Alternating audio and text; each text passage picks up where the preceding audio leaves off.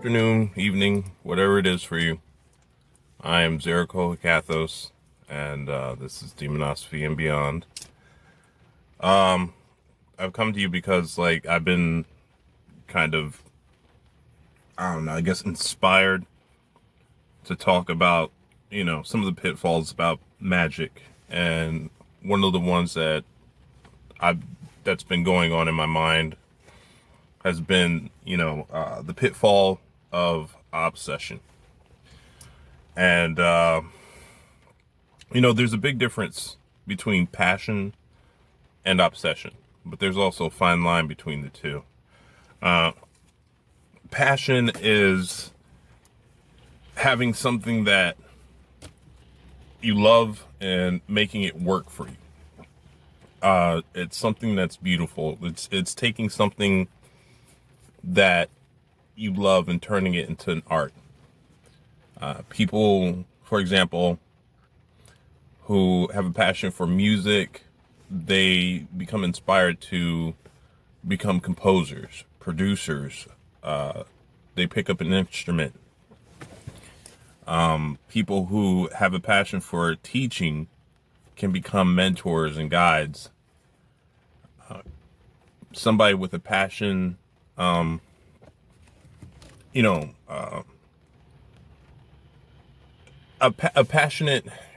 passion keeps a romantic relationship alive and healthy. So passion is a positive thing. Whereas obsession is having something that you love and it controls you. And it can also be overwhelming. Romantic obsession can lead to stalking. Obsession with revenge can lead to murder. And, obsession with the job can lead to no social life, isolation. Those are just some examples. Obsession consumes too much of your life. It's unhealthy, and it's a big sign of spiritual imbalance. Sometimes mental as well, mental and spiritual imbalance.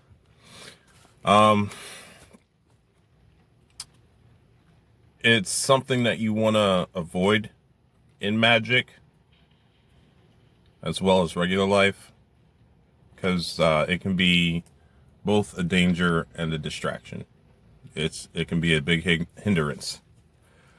I'm going to use money and sex as an example since they're the easiest. So acquiring money is not necessarily bad, because most of us need money in order to make our lives comfortable. We got to pay our bills. We got to eat, blah, blah, blah. Sex isn't a bad thing either. But, sometimes we can get hyper-focused. And I'll give examples. Okay, so just reading my notes here. All right, so when it comes to money, I've known sorcerers who will cast money spells all day, every day. And, generating this money is their main focus. And it's detrimental on a number of levels. Okay. So one, the obsession for money leads to inefficient use of magic. And I'll tell you why. Instead of casting multiple spells, the person can just cast one continuous spell.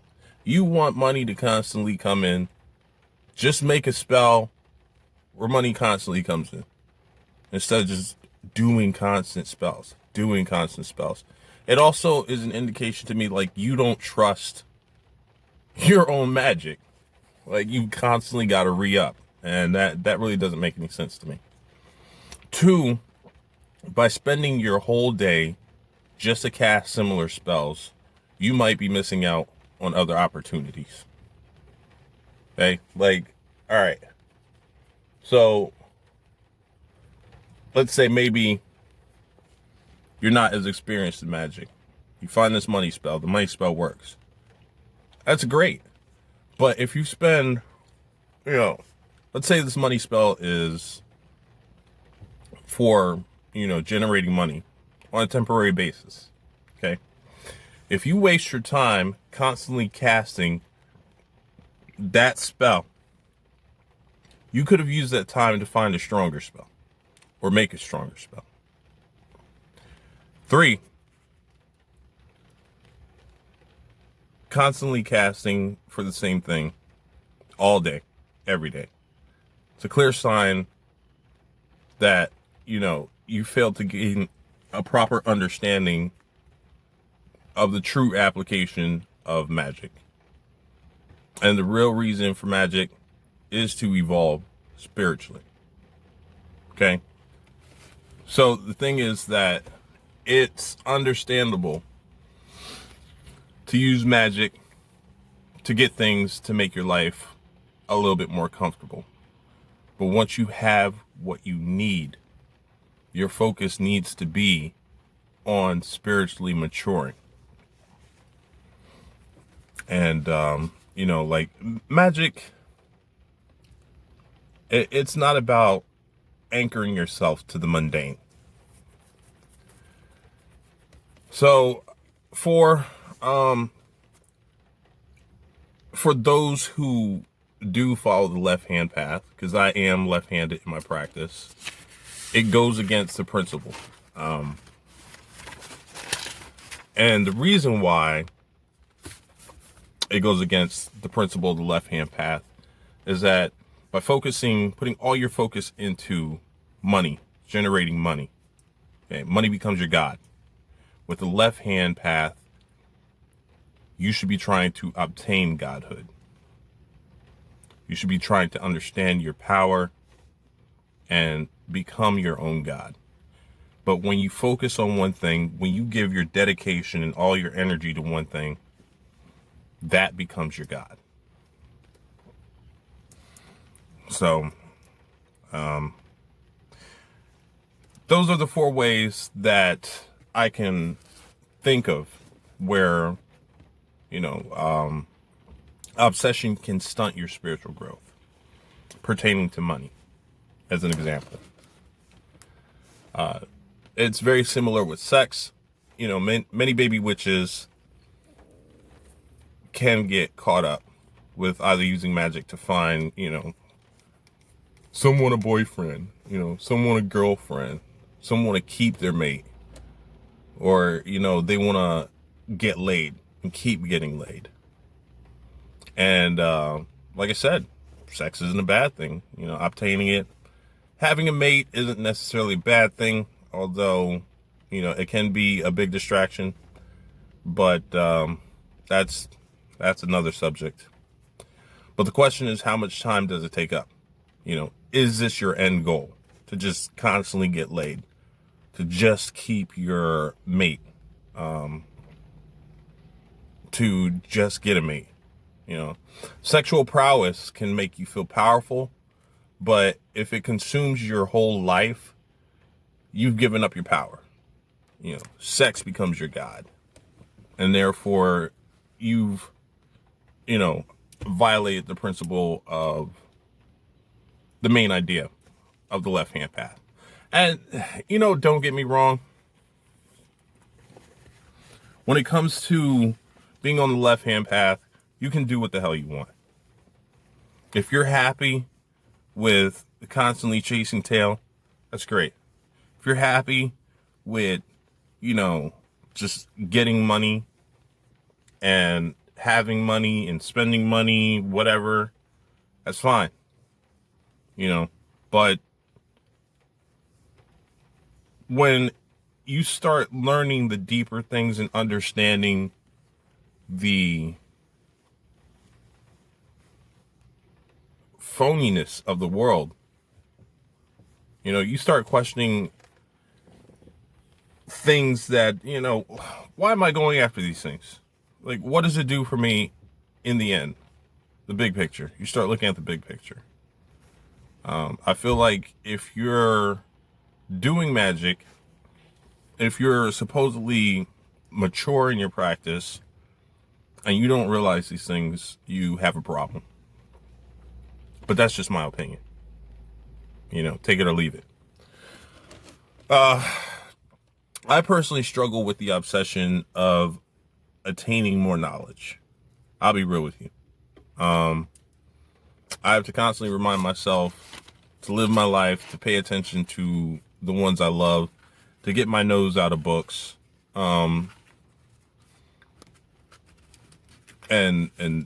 practice and just exist. That's my problem. I'm not immune to it. There are a lot of pitfalls that I had to analyze and deal with as they came up. And sometimes it's hard to come to the realization because it's hard to see your own flaws. There is also obsession with spirits. And obsession with spirits actually is a two-way street. You can become obsessed with the spirit. Spirit can become obsessed with you. And, both scenarios can be dangerous. Okay? Like, if you work with vampiric spirits, so to speak, as an example, I can't speak. If you work with vampiric spirits, as an example, it isn't a smart practice to regularly offer them your blood. There is a possibility that they might go from helping you to targeting you because they become obsessed with your essence.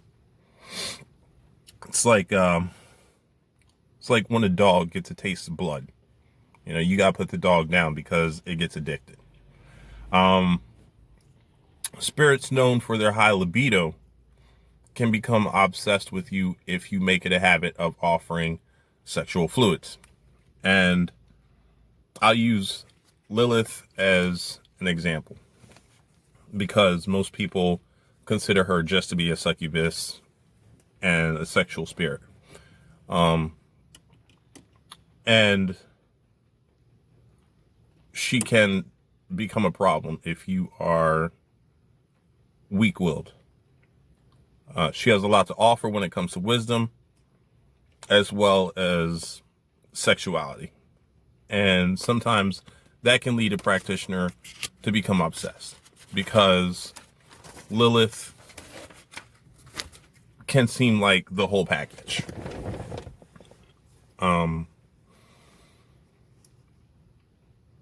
And it's not many people really go to her for wisdom, but that's also another story.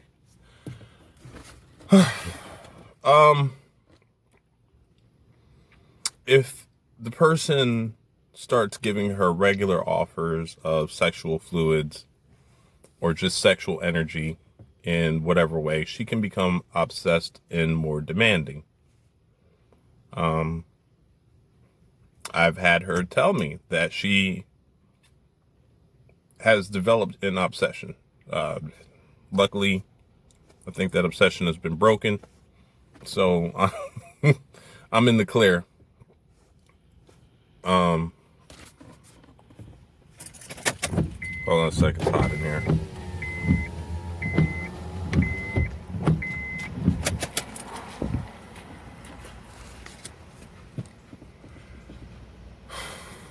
Let's see. So, this doesn't make her evil. She has to eat because she feeds off of sexual energies. But it can create a problem. It can potentially be dangerous. Just as we have urges that sometimes need to be controlled for our health, spirits have natures that can also become imbalanced. And if you want a good example of an imbalance in the spirit, just study Kali. You know, the story about her bloodlust. Okay, that's a prime example. So how does one identify obsession with oneself? Oftentimes it's hard to see your own flaws, as I stated before, but here are a few signs. If you are a person that can self-analyze, if you are neglecting sleep, if you neglect eating, hygiene, loved ones, and responsibilities, then you may have an obsession problem. People get so consumed that they lose track of time. They put off things. They, the thing that a person becomes obsessed with becomes their world. And that's all they care about. And so it becomes very unhealthy. So the next question is, how can one avoid the pitfalls of obsession? Checking out my notes here. Here are some steps. Have a trusted person, especially if they're a practitioner, gauge your behavior. Always go into Magick with a specific goal and the mindset of moving on once it's achieved. This is important because if you don't have a goal in mind, then you run the risk of letting the magic control you. Because, if you have no direction, if you just go with the flow, the magic's going to do whatever. With certain spirits, if you do not take control of your ritual, if you do not know what you want, they will take control of the ritual. They will start to tell you what they want and make you think it's what you want. And that leaves you open for obsession.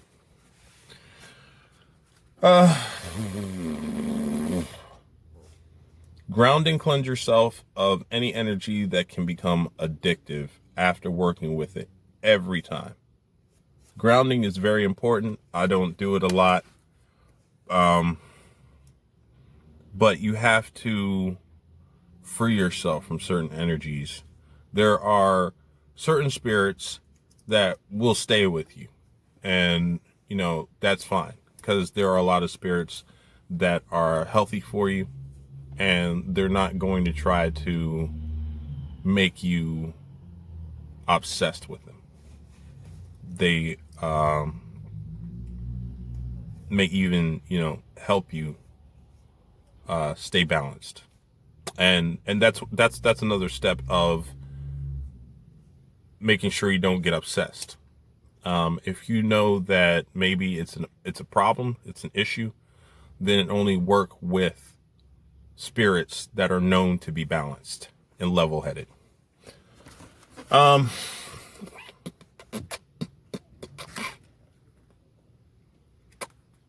Create a healthy routine in your life that helps you explore a variety of things.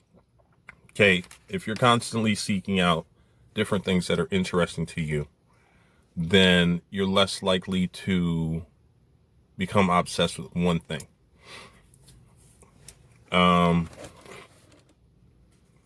Work with death entities to help you destroy addictions and obsessions. A lot of people don't understand that death has many applications. They see it as morbid, but death has a lot of positive applications. And when it comes to obsession and addiction, death is one of those things that can get rid of it. I've seen spells for getting rid of addiction in books about Santa Muerte. And Then there's also, if you go into the Hekateon, not necessarily saying that Hecate is a death entity, but she does deal with a lot of death. But in the Hekateon, if you work through that, there is a cleansing spell that will take away any negative attributes that you have, specifically addiction. I haven't seen anything else specifically, but those kinds of spells are out there. And if you can't find one, make one.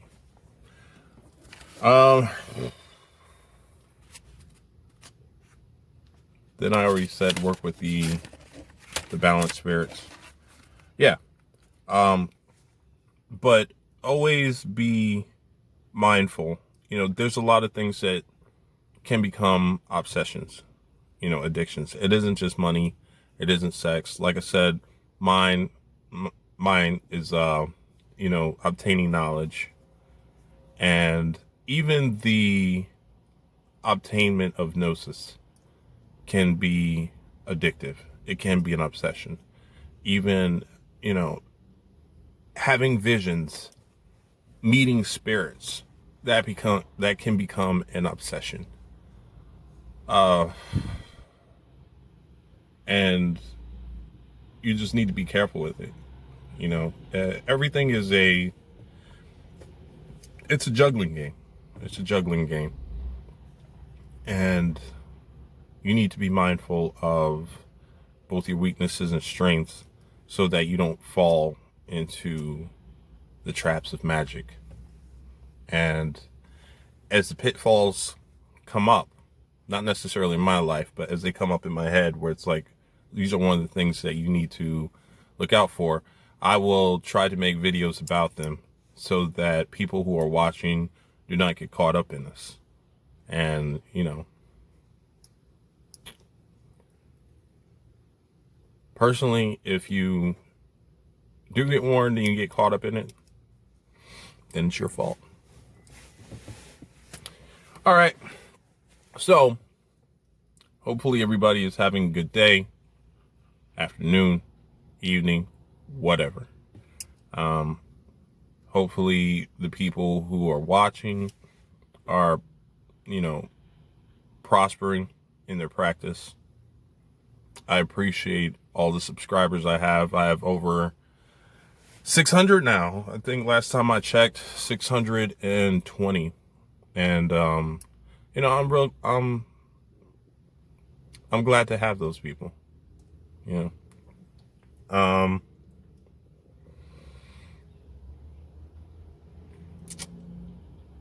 I can't really say that there's anything new, but I'm going to have a book review for you guys soon. I just got finished reading a book, and I'm real excited to talk about it.